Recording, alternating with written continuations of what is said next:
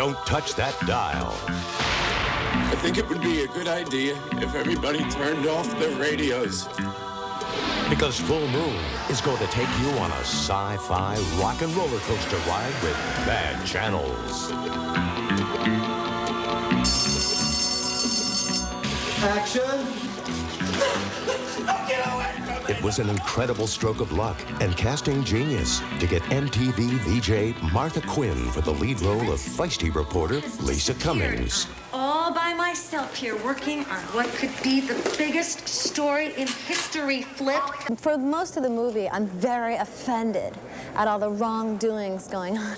And there's one scene just slightly before all the wrongdoings ensue where I see the first, or I'm looking for the UFO that I've seen, and I'm all happy and all excited. So I like that scene because it's the one time I get to be happy and excited instead of just really mad. Well, I'm a big fan of Martha's, you know. I've been watching MTV for years now, and I frankly have a crush on her.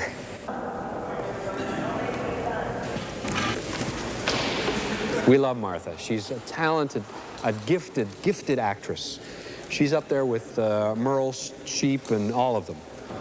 Mostly what I've been reacting to in horror is either the director going like this, okay, this is the monster over here. It's the director! Or a piece of tape, you know, that's labeled fungus.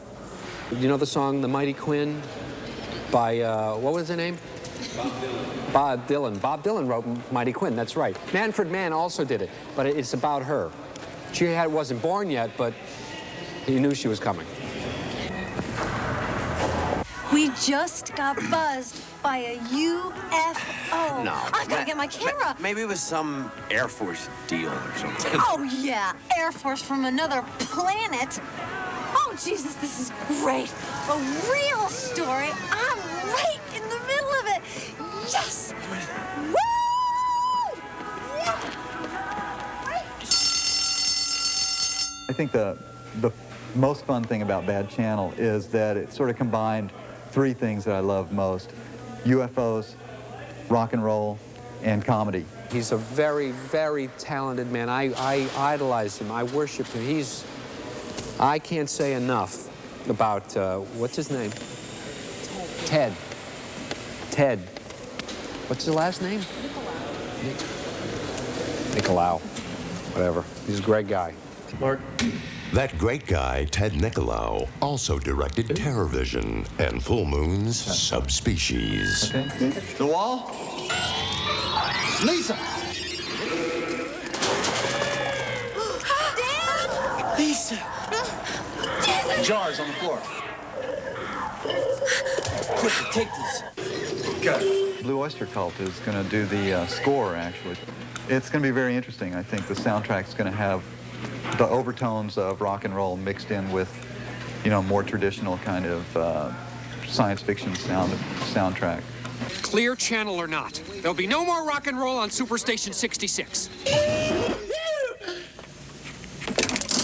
Ladies and gentlemen, you'll never hear another tuba horn on this frequency again. After starring in the Buddy Holly story on Broadway and London's West End, Paul Hipp comes to Hollywood as dangerous Dan O'Dare. It's on the air!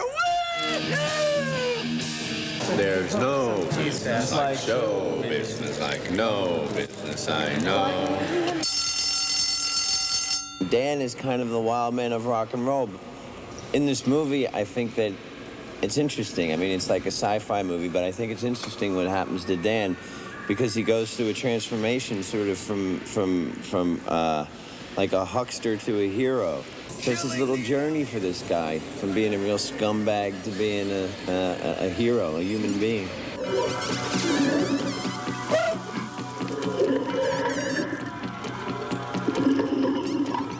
Uh-oh. Who'd have thunk it when I was a little boy growing up in Philadelphia that one day I would grow up and be in Hollywood killing aliens with Lysol? It's a dream come true. And how about those aliens, especially Lump, who looks a little like R2-D2? Yeah, he's his third cousin, actually. Came from the same factory. That's his running joke on the show, because he does bear a resemblance. But he doesn't like to admit to that relation of the family. We used a variety of materials. Essentially, he's built like a real robot. He's metal, aluminum, a lot of plastics. Yeah, we've got a brain in there that pulses. And he meets a gruesome end at some point during the film.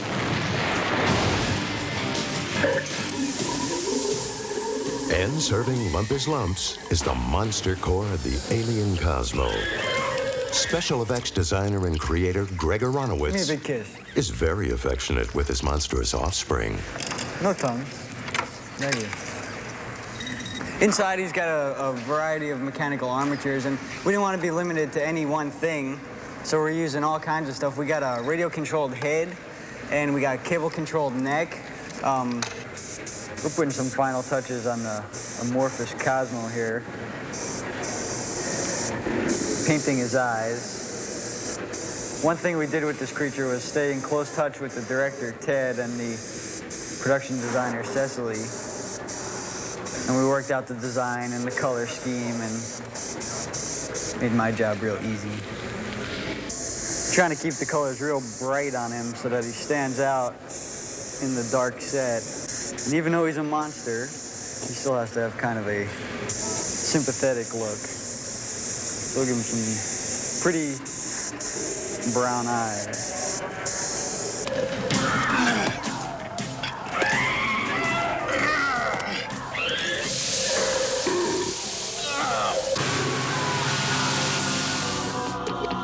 Inside some of Full Moon's most horrifying monsters and terrifying space aliens you will often find. Mike Deek. Well, as you can see, I am the alien. I play Cosmo in the film. I get to wear this fine-looking fungus head there on the set the whole time. I think it was sort of typecasting. Since this alien does come down to take over a rock and roll station, they needed someone to be alien to rock and roll, so they figured they'd hire a guy that only listens to Frank Sinatra and Dean Martin. Perfect for the part, right?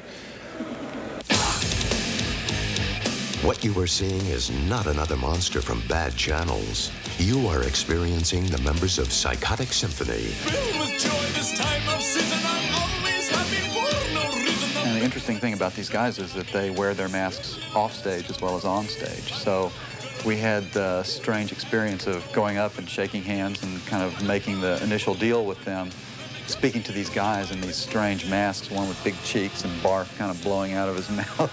And it was a unique experience trying to be serious while talking to these guys.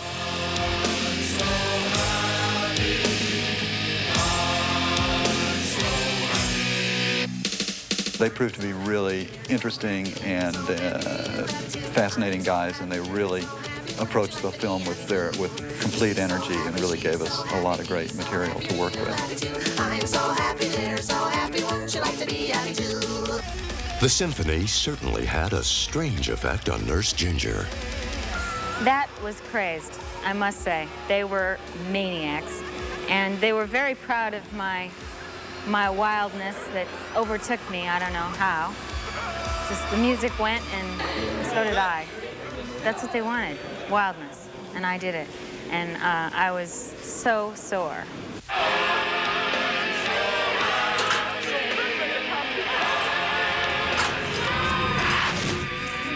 It's distracting, isn't it?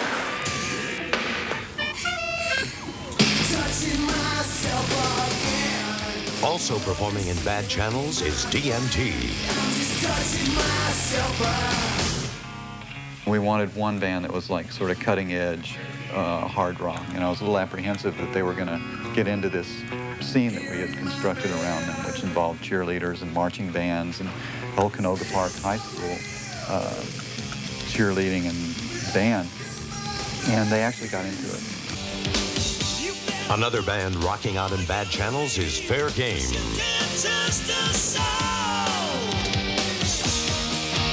We were looking for an all-girl band too, and Dean found this band called Ron Keel and Fair Game. And Ron Keel is actually not a girl, he's a guy, but he's been around for a long time on the Los Angeles music scene and has assembled this band of female instrumentalists. and they're all really great. If you look closely, you will see Full Moon spokesperson and star of Meridian and Puppet Master 2, Charlie Spradling, playing a rockin' waitress.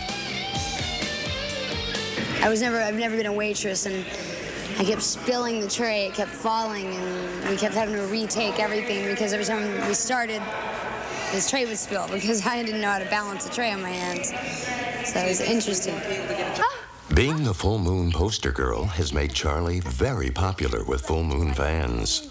Oh, I get lots of fan mail from all you guys. I read them all of them. They all get to me. 10,000 calls an hour? Pull the plug in the station, Sheriff. Cut the power right now. What do you mean pull the plug? You can't do that, not with those demographics. What is the perfect equation for another Full Moon classic? Horrifying aliens, beautiful women, and great rock and roll. Is that in this? Bad channels.